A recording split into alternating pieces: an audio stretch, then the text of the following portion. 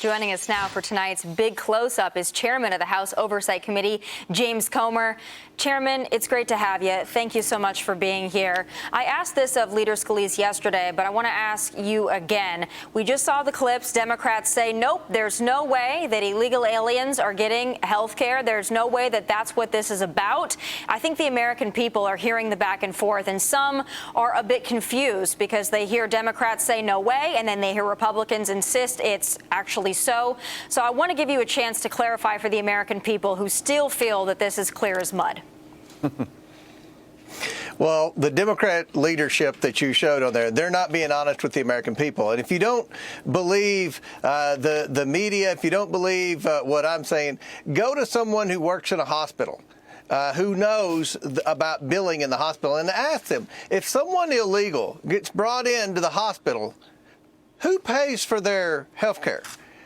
And they will tell you they get put on Medicaid. That's the way it is in Kentucky, and that's the way it is in a lot of states. So you've got states where we believe, like Illinois and New York, where they have a huge Medicaid population that's comprised of illegals, as well as other provisions that allow illegals to get free health care. And this is the one thing that I hear in Kentucky this week when I'm listening to people talk about the government shutdown, is they can't believe that the Democrats have gone so far left that they're willing to jeopardize our military pay, the TSA agents, the travel, all the federal parks, everything affiliated with the federal government, to try to keep giving free health care to illegals. And this is an expense that most Americans struggle to pay for. So when Chuck Schumer says that Republicans have ruined health care, Democrats have ruined health care. This Obamacare, it's winners and losers. If you're on Medicaid and you don't have to pay for health care, you're a winner. If you're a small business owner,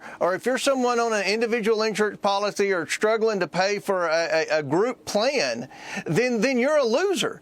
And we're just trying to get this fair to the American people. We're trying to put America first and trying to get health care costs under control, but yet the Democrats are willing to shut down the entire federal government to protect the one growing part of their Democrat base, of their Democrat voters, and that's the illegals.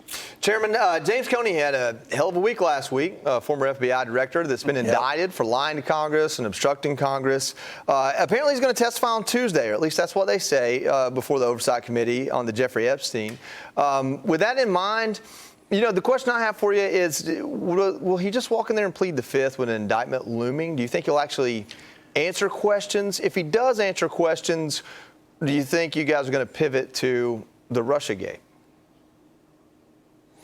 Well, he should probably plead the fifth to avoid self-incrimination. Yeah. But knowing Comey as I do and watching him over the years, he's a pretty arrogant influencer. Dude. Right. So I'm going to say that he's going to try to continue to answer questions and justify his illegal behavior and his unethical behavior in his own twisted mind. Look, he has one obsession, and a lot of people in the deep state had this obsession. They can't stand Donald Trump.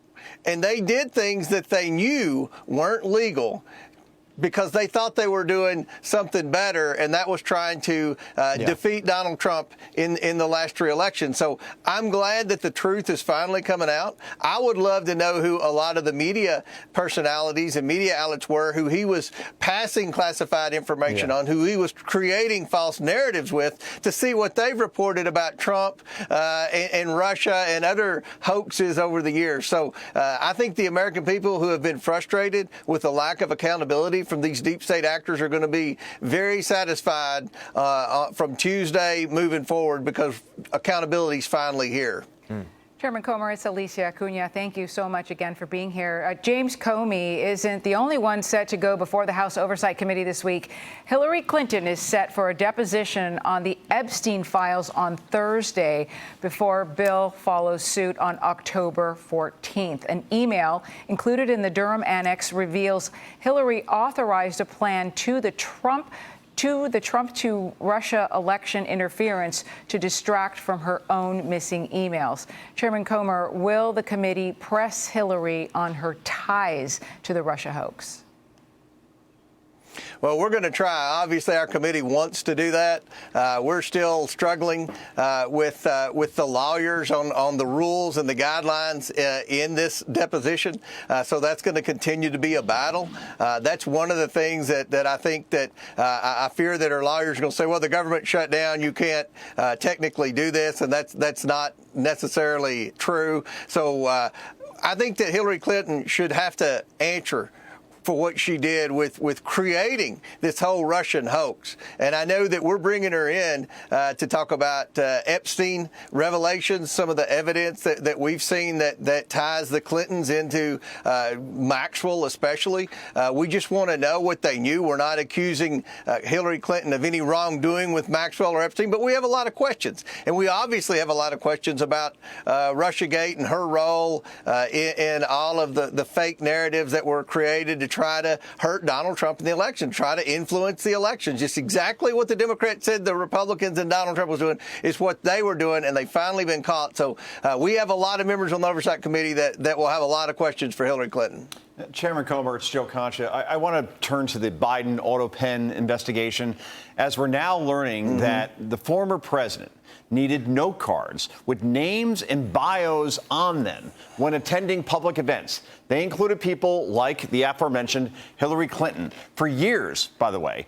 How will the Oversight Committee handle the new revelations, and could more people be called for interviews at this point? Because he didn't know, apparently, because we saw photos of this, according to our Fox News investigation, Chuck Schumer or Dick Durbin or even Denzel Washington. Who doesn't know who Denzel Washington is? But he needed a photo of him just to be reminded of that. I mean, come on, Training Day. I mean, best movie of all time.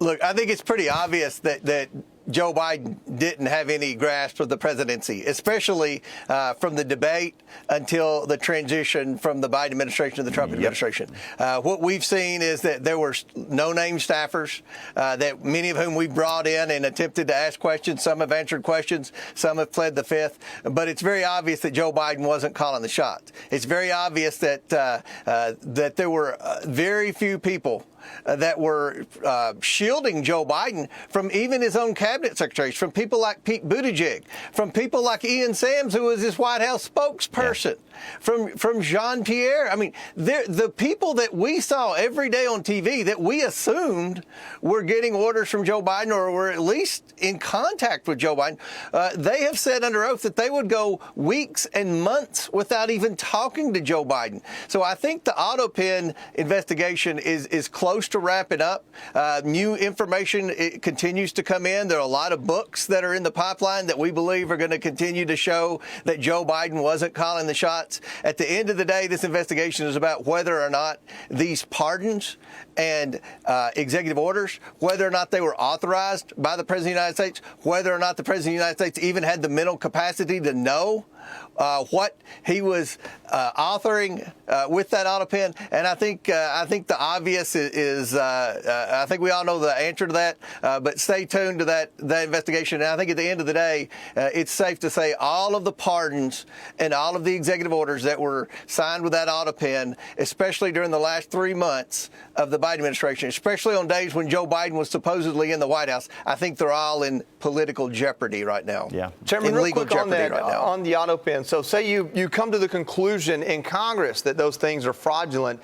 You then send that recommendation over to the DOJ and it becomes a judicial process. Essentially, you're suing or at least taking these things to court. Yes, and I think it's going to end up in court. That's why this investigation, we're making sure every I's dotted and every T's crossed. Every American knows that something fishy was going on with that autopen. None of this makes sense. We've given all the Biden senior level staffers an opportunity to come in and tell the truth. I think I've said before on this show, their stories are not consistent. They're not consistent with the emails that we've discovered. So I think that the American people know that something bad was going on here. It never needs to happen again. But at the end of the day, the most pressing concern is, are these pardons and are these executive orders legal? And, it's not looking good for the legality of those legal documents that were signed with the Biden autopen. Chairman Comer, thank you so much for joining us tonight. God bless. Thank you. Hey, Sean Hannity here. Hey, click here to subscribe to Fox News YouTube page and catch our hottest interviews and most compelling analysis. You will not get it anywhere else.